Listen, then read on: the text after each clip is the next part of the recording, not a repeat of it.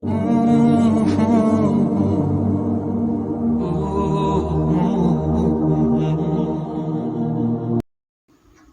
جانتا ہے کہ آپ تھک چکے ہیں، وہ یہ بھی جانتا ہے کہ آپ کوشش کر رہے ہیں، اور یہ بھی کہ یہ آپ کے لیے مشکل ہے۔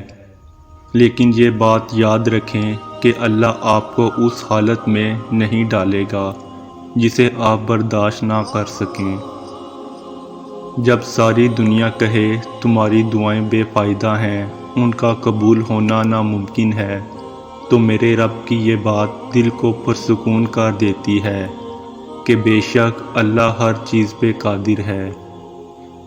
ڈرتے کیوں ہو تم؟ اللہ ہے نا، وہ بچا لیتا ہے۔ وہ تمہیں کبھی ایسی مصیبت میں نہیں ڈالے گا جس کا سامنا نہ کر سکو۔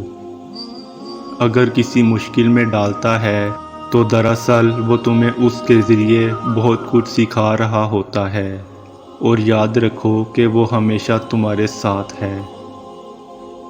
جب اللہ پہ بھروسہ کر لو، پھر یہ نہیں سوچو کہ کیسے ہوگا، پھر بس یقین رکھو کہ اب سب اللہ کرے گا، اور اس نے جیسے اپنا کام کرنا ہے یہ تو تمہارے نصیب کو بھی نہیں پتہ۔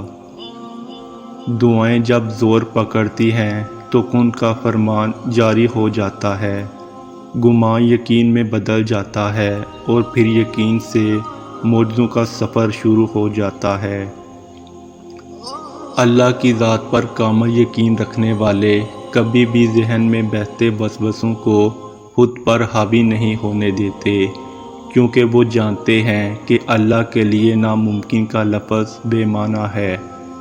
جب وہ کسی کام کو کرنے کا ارادہ فرماتا ہے تو پوری کائنات میں کچھ ایسا نہیں جو راہ میں رکاوٹ بن سکے۔